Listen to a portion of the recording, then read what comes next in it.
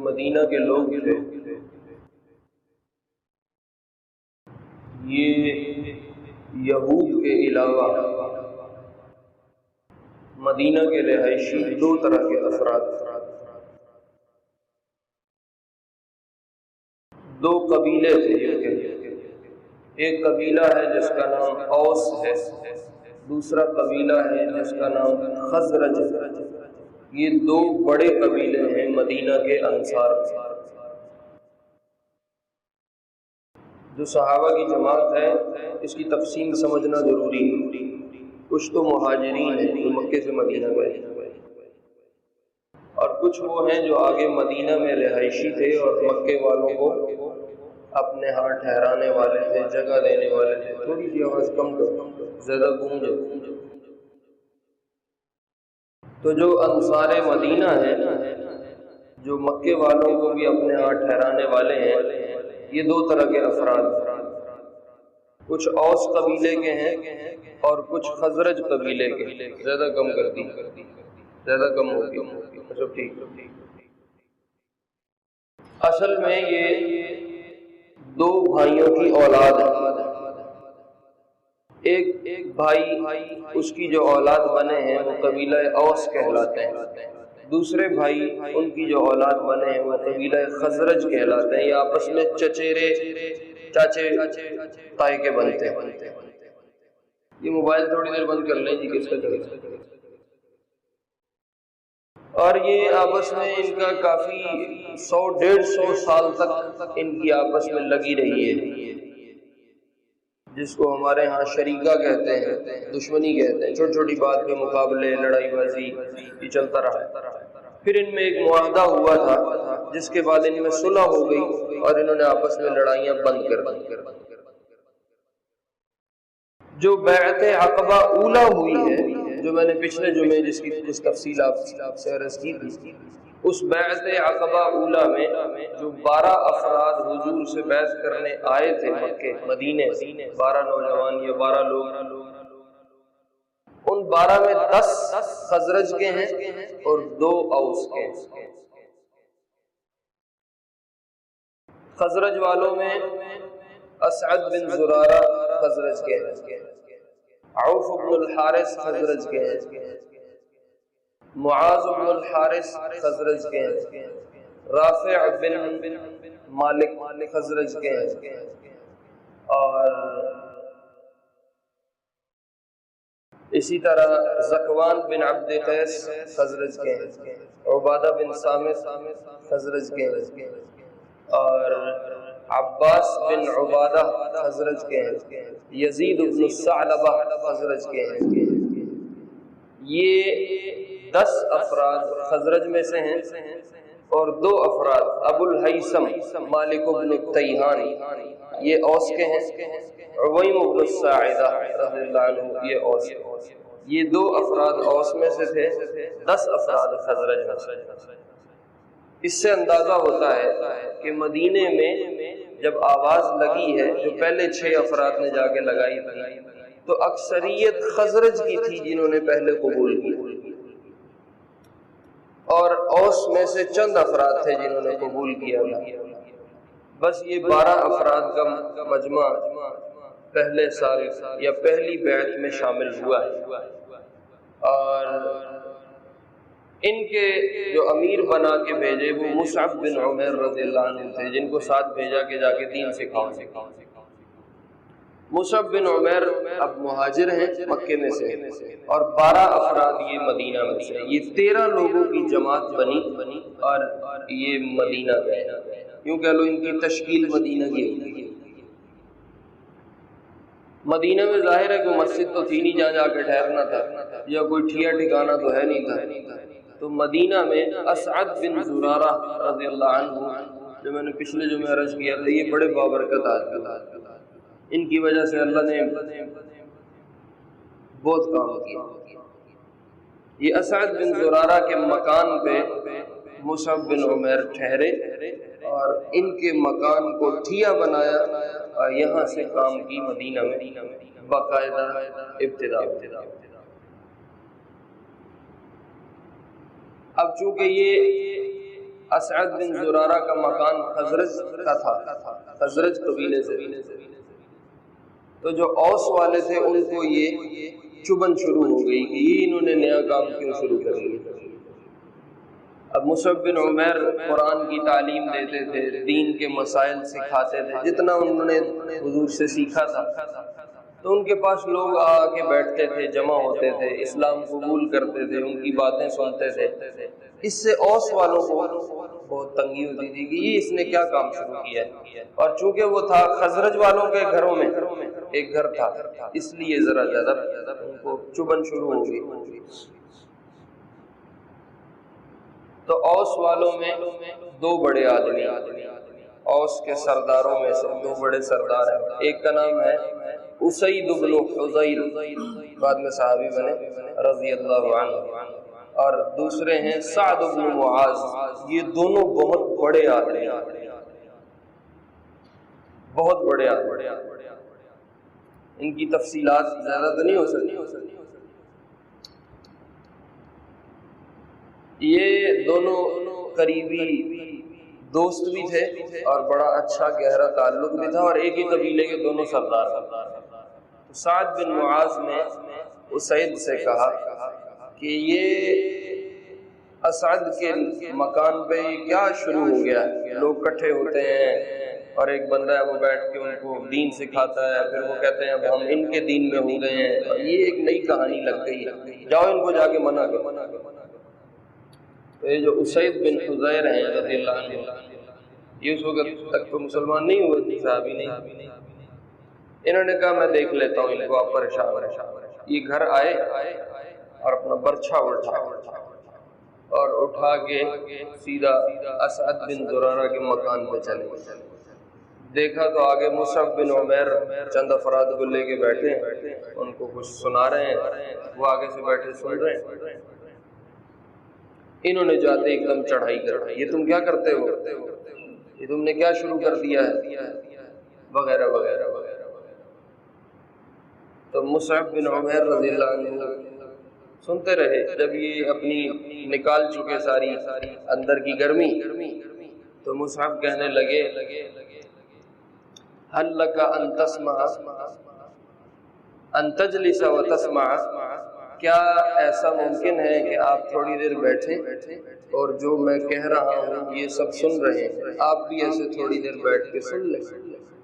ان رضیتہ قبلتہ، اگر اچھا لگے گا قبول کر لینا، وَإِن كَرِهْتَهُ كَفَفْنَا عَنْكَ، اگر تمہیں برا لگے گا تو ہم آپ کو دوبارہ نہیں کہیں گے۔ بات تو بڑی اچھی کی ہے، اچھا چلو میں بیٹھتا ہوں، تو بیٹھ گئے۔ مصعب بن عمیر سے کہا لاؤ کیا کہتے ہو، تو مصعب بن عمیر نے کچھ قرآن کی تلاوت اور ساتھ دین اسلام کے موٹے موٹے حکم، سچ بولنا ہے، جھوٹ نہیں بولنا، امانت پہ کام کرنا ہے، خیانت نہیں کرنی، وغیرہ وغیرہ جو دین کے احکام ہیں موٹے موٹے وہ بتائے۔ تو سید پلٹ گئے بھائی، کہا یار یہ جو تم قرآن سنا رہے ہو تو بڑا زبردست ہے، اچھا مجھے بتاؤ ماذا تفعلون لو اردتم ان تدخلوا هذا الامر، اگر تم اس دین میں داخل ہونا چاہو تو کیا کرتے ہو؟ اور کچھ بھی نہیں، اٹھو پاک ہو جاؤ، کپڑے پاک صاف پہن لو اور شہادت کلمے کی گواہی دے دو، بس تم بھی داخل ہو جاؤ۔ انہوں نے اسی ٹائم اٹھے، غسل کیا، گئے کپڑے شپڑے بدل کے آئے، کہا میں بھی تمہارے ساتھ کلمہ پڑھا مسلمان۔ یہ جو اسید بن حضیر ہیں ان کی آواز بڑی خوبصورت، بعد کی بات ہے، بہت بعد کی، اب ان کا تذکرہ آ گیا تو قصہ ایک ذہن میں سنا دیتا ہوں، ویسے تو سیرت کی بات لمبی ہو جاتی ہے قصوں میں جا کے، بعد کی بات ہے یہ نا، ان کی آواز خوبصورت تھی، انہوں نے قرآن پاک جتنا حصہ یاد کیا وہ پڑھتے تھے، جب پڑھتے تھے نا تو ایسا ترنم تھا کہ لوگ ہل جاتے۔ ایک رات یہ مصلی میں کھڑے سورۃ بقرہ کی تلاوت کر، بعد کی بات ہے، بہت بعد، سورۃ بقرہ کی تلاوت کر رہے، پاس بیٹا لیٹا ہوا، اب پیچھے گھوڑا باندھا ہوا تھا، اپنے گھوڑے کے پاس ہی کھڑے نماز پڑھ رہے ہیں۔ تو سورۃ بقرہ کی تلاوت کرتے کرتے ایک دم نا گھوڑا ہنہنایا اور کودنا شروع کر دیا، جیسے گھوڑا مست نہیں ہو جاتا، اس کو عربی میں کہتے ہیں جالت الفرس، گھوڑا ایک دم نا پاؤں مارنے لگ گیا اور مست ہو کے ہلنا شروع۔ تو یہ کہتے ہیں مجھے نماز پڑھتے پڑھتے خیال ہوا کہ میرا بچہ ساتھ لیٹا، کہیں گھوڑا اس پہ نہ آ جائے، تو یہ خاموش ہو گئے۔ جب گھوڑا تھوڑا ٹھنڈا ہوا انہوں نے پھر پڑھنا شروع کر دیا، پھر آواز اونچی کر لی، جب آواز اونچی کی گھوڑا پھر ہلنا شروع ہو گیا۔ 3 دفعہ یہ ہوا۔ جب تیسری دفعہ ہوا تو یہ اپنے خیال میں سورۃ بقرہ پڑھ رہے تھے، ایک دم انہوں نے یوں ذرا سر اٹھایا، آنکھیں کھولی تو دیکھا کہ سامنے ایک بادل کی طرح ایک ٹکڑا ہے، دھند سی، اور اس میں چراغ جل رہے ہیں، جیسے چراغوں سے روشنی آتی ہے اس طرح روشنی آ رہی۔ فرأیت ظلۃ کہیئۃ المصباح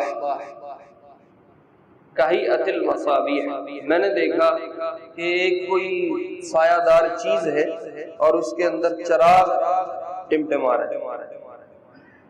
تو کہتے میں ایک دم ہل گیا کہ پتہ نہیں یہ کیا ہے، نازلا من السماء، اور وہ ٹکڑا کہیں آسمان سے آ رہا ہے نیچے کو۔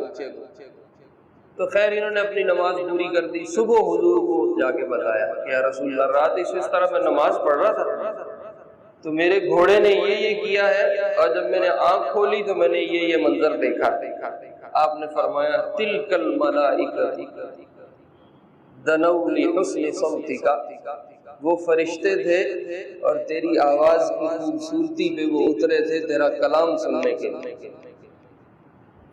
لو قرأت حتی تصبح، اگر تو اسی طرح پڑھتا رہتا اور صبح ہو جاتی، لرأى الناس لأصبح الناس ينظرون إليهم، تو صبح لوگ بھی ان فرشتوں کو دیکھتے۔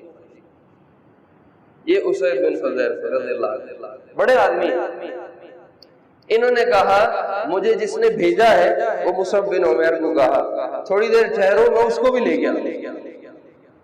تو یہ گئے اور جا کے سعد بن معاذ جنہوں نے ان کو گرم کر کے بھیجا تھا ان کو کہا میرے ساتھ آؤ۔ سعد کہنے لگے میں نے تجھے ایسے بھیجا نہیں تھا، تو بالکل بدل کے آیا۔ کہا ایک دم میرے ساتھ لیا اور دوبارہ مصعب بن عمیر کی مجلس میں اور مصعب بن عمیر سے کہا جو تم نے مجھے سنایا تھا اس کو بھی سنو۔ تو سعد بن معاذ کو بھی سنایا۔ اوس کی مین اور بڑی شاخ ہے، اس کو بنو عبد الاشہل کہتے ہیں، ایک بڑا قبیلہ ہوتا تھا، پھر آگے دادوں کے نام پہ ان کی شاخیں بنتی ہیں۔ جیسے کہہ لو ہمارے یہاں علاقے میں چلتی ہیں ذاتیں، اب ہرل ایک ذات ہے، اس ہرل کے نیچے کئی سارے ہرل ہیں، کوئی ایک دادے کا ہے، کوئی دوسرے دادے کا، کوئی تیسرے دادے کا۔ راجپوت ہیں تو اوپر کوئی ایک بڑی مین مرکز ہے، پھر اس سے آگے شاخیں ہیں، کوئی راجپوت ہے کوئی راجپوت، تو یوں اوس بڑی شاخ ہے اور اس میں سے آگے پھر تو بنو عبد الاشہل کا جو خاندان ہے اس کے سربراہ ہیں یہ سعد بن معاذ۔ انہوں نے مصعب کی بات سنی، کلام سنا، یہ بھی مسلمان ہو گئے۔ تو انہوں نے کہا ٹھہرو کل میں اپنی قوم لے کے آؤں۔ تو یہ سعد بن معاذ اٹھ کے آئے اور اپنی قوم والوں سے کو جمع کیا، جمع کر کے کہا کیف ترون مکانی فیکم، مجھے بتاؤ تمہارے خاندان میں میری کیا حیثیت ہے؟ کہا انت سیدنا و افضل، آپ ہمارے سردار ہیں، ہم سب میں سے بہترین ہیں، ہم آپ کی بات مانتے ہیں۔ کہنے لگے میرے پہ قسم ہے لا اکلم رجالکم ولا نساءکم حتی تؤمنوا باللہ ورسولہ، میں نہ تمہارے مردوں سے بات کروں گا نہ تمہاری عورتوں سے بات کروں گا، مطلب میں تم سے رشتہ ختم کر دوں گا یہاں تک کہ تم اللہ اور اس کے رسول کو پہ ایمان لے آؤ اور ان کی بات مان جاؤ۔ انہوں نے کہا بتاؤ کیا ہے اللہ اور اس کے رسول کی کیا کہانی ہے؟ انہوں نے ان کو تعارف کرایا، بندہ قبیلہ وہیں مسلمان، عبد الاشہل، پوری شاخ، پورا وہ خاندان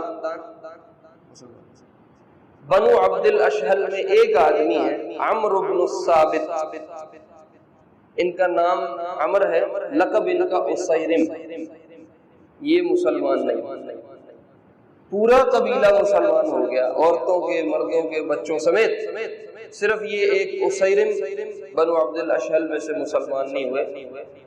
احد کے دن یہ کہیں سے آئے، اللہ نے دل پہ ڈال دی، انہوں نے آگے کہا یا رسول اللہ اگر میں اب مسلمان ہو جاؤں اور آپ کی طرف سے لڑائی کروں تو میرے لیے کیا ہے؟ آپ نے فرمایا جنت ہے۔ اگر ٹھیک ہو، اٹھے، اپنا اسلحہ لیا اور مسلمان ہو گئے اور جا کے کفار سے لڑے اور شہید ہو۔ ایک نماز نہیں پڑھی، کوئی زکوٰۃ نہیں، کوئی حج نہیں، کوئی روزہ نہیں، کوئی نماز نہیں۔ ابو ہریرہ رضی اللہ عنہ بعد میں نا یہ پہیلی ڈالتے تھے، بتاؤ ایسا کون سا صحابی ہے جس نے ایک نماز بھی نہیں پڑھی اور وہ جنت میں گیا؟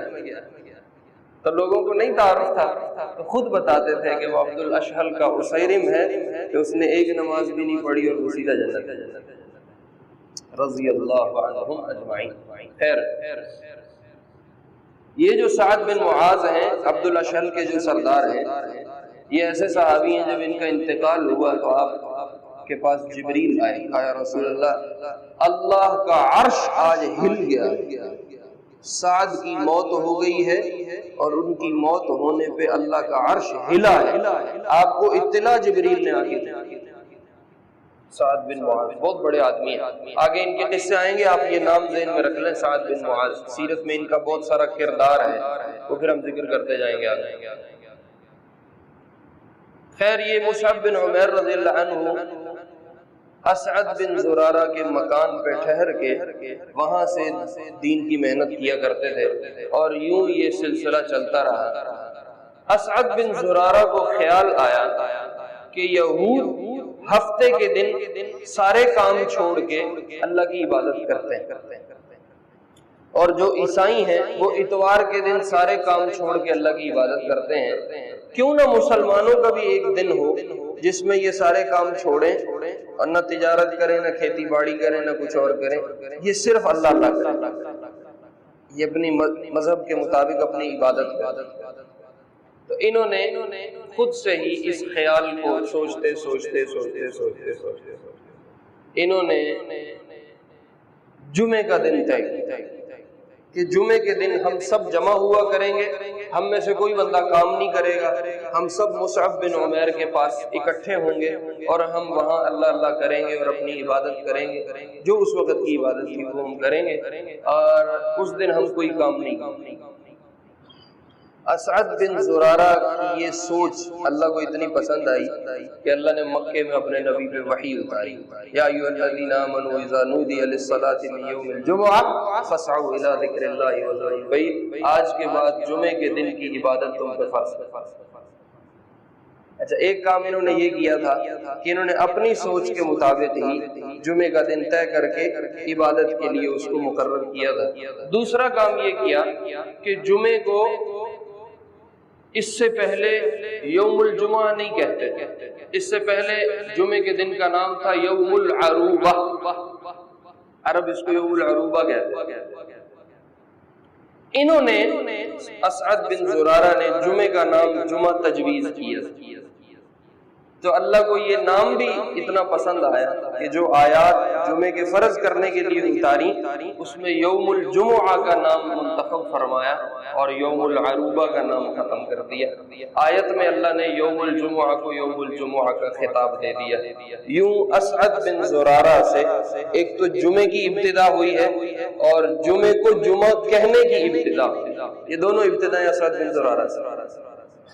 تو آپ علیہ السلام نے مکے میں خط لکھوایا اور وہ مدینے بھیجوایا۔ کچھ دن بعد اسعد بن زرارہ کو وہ خط مل گیا کہ اللہ نے جمعے کو فرض کر دیا ہے، لہذا جیسے ہی زوال کا وقت ختم ہو اور ظہر کا وقت داخل ہو تو تم سب اکٹھے ہوا کرو اور دوگانہ نماز پڑھو۔ یوں جمعہ کی ابتدا ہوئی۔ اس جمعے کی ابتدا کرنے والے یہ اسعد بن زرارہ ہیں جو انصار میں سے تعلق رکھتے ہیں۔ جمعہ بہت فضیلت کی چیز ہے۔ آپ علیہ السلام نے ارشاد فرمایا کہ جمعے کے دن کی ابتدا تو ہم کر رہے ہیں کہ اس میں ہم عبادت کرتے ہیں یا ہم اس کو اپنا مرکزی دن مانتے ہیں، ورنہ جمعے کی ابتدا بہت پہلے سے ہے۔ یہ وہی دن ہے جس دن آدم کی پیدائش ہوئی، فیہ خلق آدم وفیہ قبض، اور یہ وہی دن ہے جس دن آدم کا انتقال ہوا تھا، آدم کی وفات ہوئی تھی۔ اور پھر فرمایا یہ وہی دن ہے جس دن قیامت قائم کی جائے گی اور جس دن سور پھونکا جائے گا، اور یہ وہی دن ہے جس دن ساری انسانیت اکٹھی ایک دم سور کے پھونکے جانے سے بے ہوش ہو کے گرے گی۔ پھر آپ فرماتے تھے کوئی بھی ایمان والا اگر وہ جمعے کے دن میں یا جمعے کی رات میں انتقال کر جائے، الا وقاہ اللہ من فتنۃ القبر، اللہ اس کو جمعے کے دن فوت ہونے کی وجہ سے قبر کے فتنے اور عذاب سے بچا لے۔ قبر کا فتنہ اور عذاب کیا ہے؟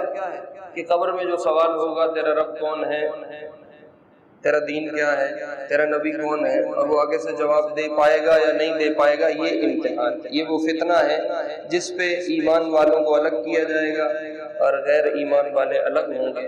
آپ نے فرمایا جو جمعے کی رات میں یا جمعے کے دن میں انتقال کر جائے وہ قبر کے عذاب سے یا قبر کے فتنے سے معصوم ہے۔ ایک روایت میں آپ نے فرمایا من غسل واغتسل، جو جمعے کے دن اپنے کپڑے دھوئے، نہائے غسل کرے اور اپنے کپڑے دھوئے، وبکر وابتکر، اور صبح صبح سب کو اٹھائے اور خود بھی اٹھے، ومشى ولم يركب، اور پیدل چل کے جمعہ پڑھنے جائے، سواری پہ سوار نہ ہو، ودنا من الامام وانصت، اور امام کے قریب رہے اور غور سے امام کے خطبے کو سنے۔ چار باتیں، نہائے دھوئے، صبح صبح خود بھی اٹھے، سب کو اٹھائے، اور پیدل چل کے جائے اور امام کے قریب ہو کے بات سنے اور خاموشی اختیار کرے اور اس میں کوئی فضول کام نہ کرے۔ کان لہ بکل خطوۃ یخطوها، ہر وہ قدم جو جمعے کے لیے اٹھا کے جائے گا، ہر وہ قدم جو جمعے کے لیے اٹھا کے جائے گا، اس قدم پہ اس کو صیام سنۃ و قیام، ایک سال کے روزے اور ایک سال کی نمازیں پڑھنے کا ثواب ہے۔ وَذَلِكَ عَلَى اللَّهِ يَسِيرٌ، اور یہ اللہ کے لیے کوئی مشکل بات نہیں، بڑی آسان ہے۔ ہر قدم پہ ایک سال کے روزے اور ایک سال کی نماز قیام۔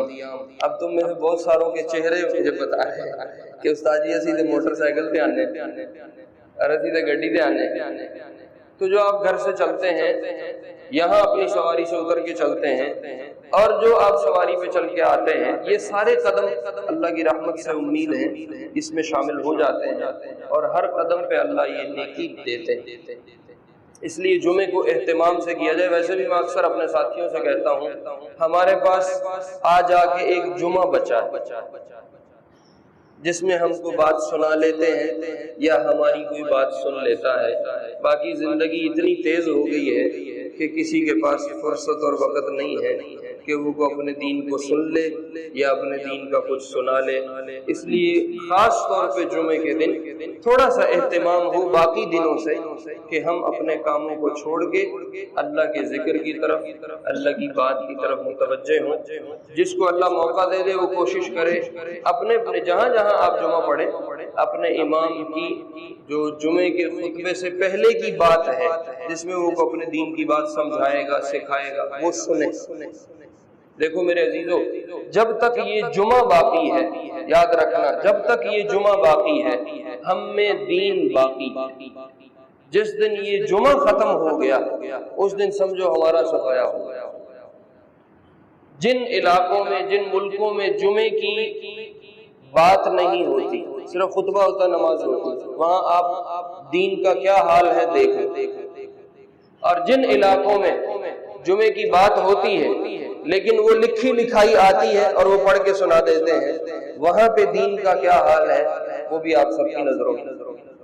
اللہ کا شکر ہے ہمارے ہندوستان میں یا اس ایریے میں، ہمارے ایشیا کا کچھ ایریا ہے جہاں ابھی تک علماء کھڑے ہیں اور اپنی بات کر رہے ہیں اور لوگ سن رہے ہیں۔ یہ چلتا رہا تو ہم میں دین باقی ہے۔ جس دن یہ سلسلہ بند ہو گیا اس دن دین ختم ہو جائے گا۔